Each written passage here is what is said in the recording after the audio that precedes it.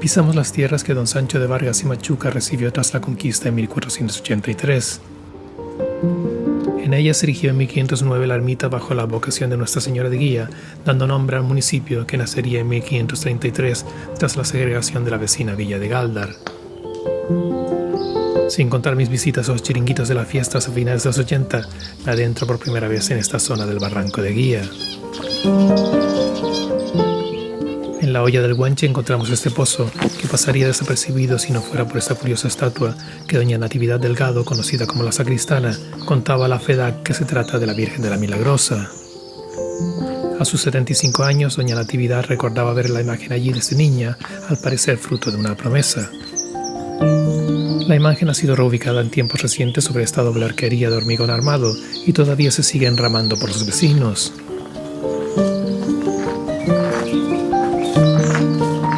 Al llegar a este muro abandonamos el cauce y continuamos remontando el barranco en un breve tramo por carretera.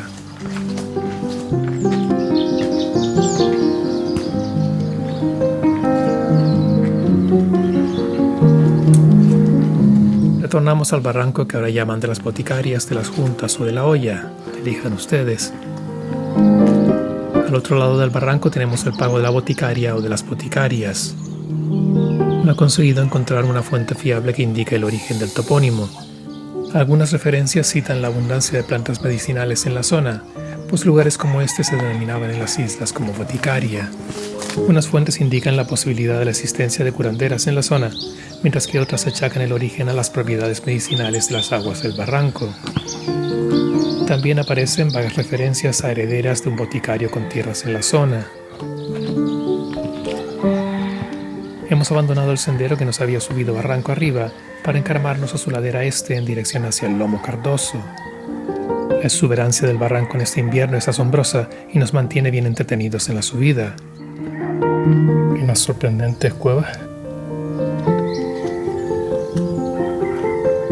Esta no es la montaña de Guía, la montaña de Guía es esta. Nos dejamos llevar durante un ratito por el canal de la presa de los Pérez. Normalmente caminamos de forma más segura por su interior, pues el agua discurre separada por una acequia, pero en estas fechas tras las lluvias el suelo estaba especialmente resbaladizo.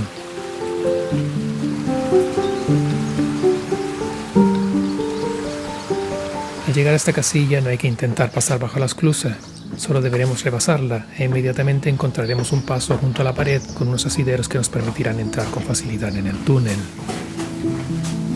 Este túnel no es muy largo, tendrá unos 50 metros de longitud, pero sí que es necesario llevar iluminación. El túnel atraviesa el lomo y nos lleva desde el Barranquillo Cardoso al Barranco de las Juntas o de las Ollas. En esta zona a la umbría el piso del canal es especialmente resbaladizo. En este punto abandonamos el canal y nos incorporamos al sendero oficial que nos sube por Tirior hasta el lomo homónimo.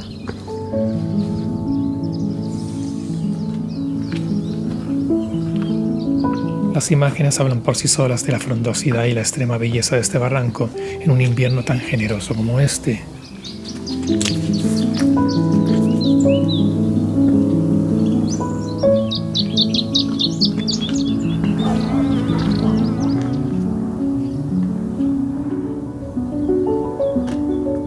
Desde este sitio, con el singular nombre de Cagada del Guirre, tenemos unas vistas preciosas de Olla Pineda. Hacia ella bajaremos en breve. No estaremos mucho tiempo abajo, pues enseguida subiremos por este morro en el extremo sur de la montaña de Guía, que en este punto se denomina El Cabezo.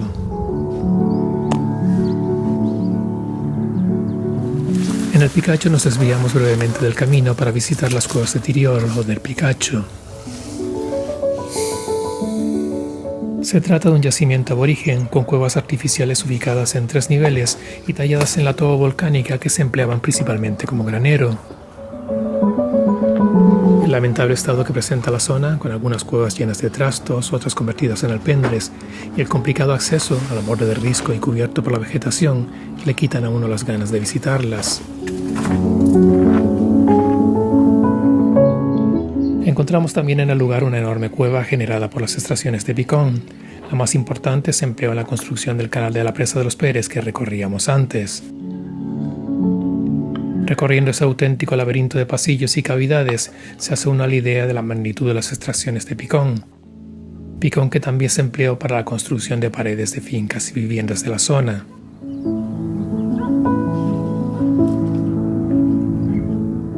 Llega el momento de descender hacia Olla Pineda y lo hacemos tomando un pequeño sendero que nos ataja un tramo de la pista a la que nos incorporamos inmediatamente y que nos irá bajando por la Olla del Bardo.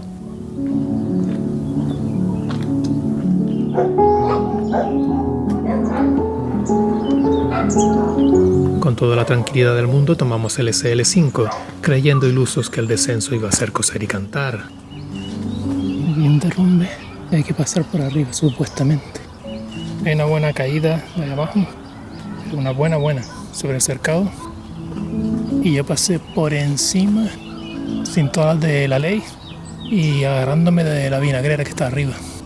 Pero es un paso un poco complicado. Pero no sería este el último derrumbe del camino. Aquí se derribó un muro y tuve que bajar por toda esa ladera, sin cierto riesgo.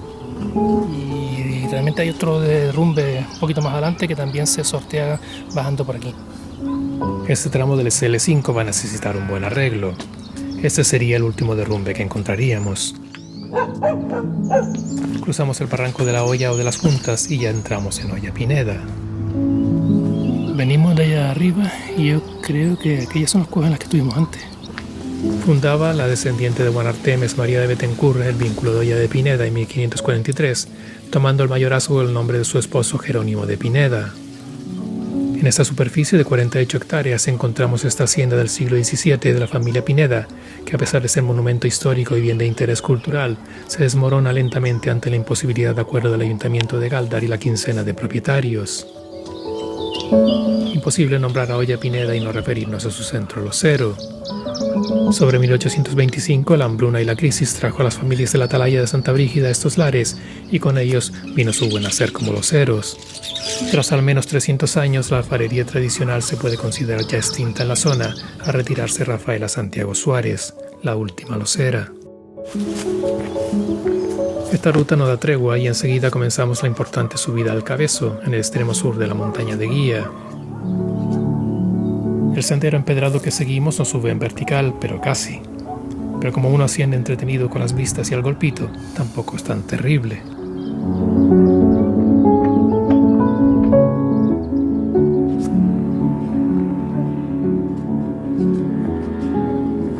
Al alcanzar la cima del Cabezo podemos recrearnos en la Gran Canaria Verde y hasta podemos contemplar de un vistazo el trazado del último tramo de ruta realizado.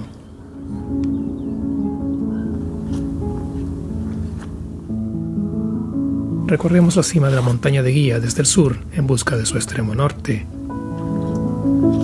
Casualmente la cima es tan ancha que realmente no tenemos buenas vistas a menos que nos aproximemos a sus extremos.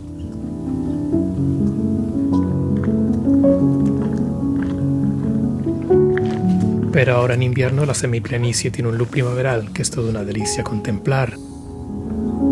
Y bueno, alguna que otra vista sí que tenemos, como esa del macizo de Amagro y la punta noroeste de la isla.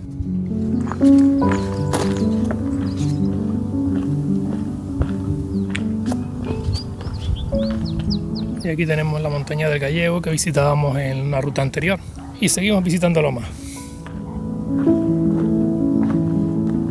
Nos llamó la atención la gran cantidad de antenas que encontramos en esos terrenos y que nos recuerdan a las de los radioaficionados. Y en un sitio tan estratégico como este no podían faltar las antenas de telefonía, estas más reconocibles. Tan privilegiado mirador, con espectaculares vistas de Gáldar y Guía en las que destaca la montaña de Jódar, nos anuncia claramente que se aproxima el momento del descenso. Bajamos por la cara norte de la montaña de Guía en dirección al Pago de las Laderas por un sendero algo empinado que en general es bastante visible.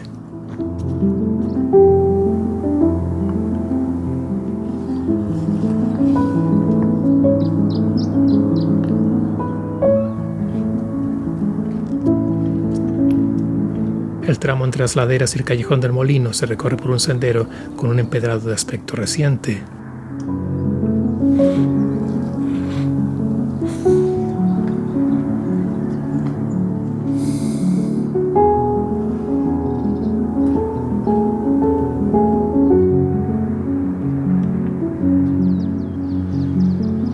Incorporándonos a la carretera que desciende desde las laderas, nos dejamos llevar hasta nuestro punto de partida en el casco urbano de Guía.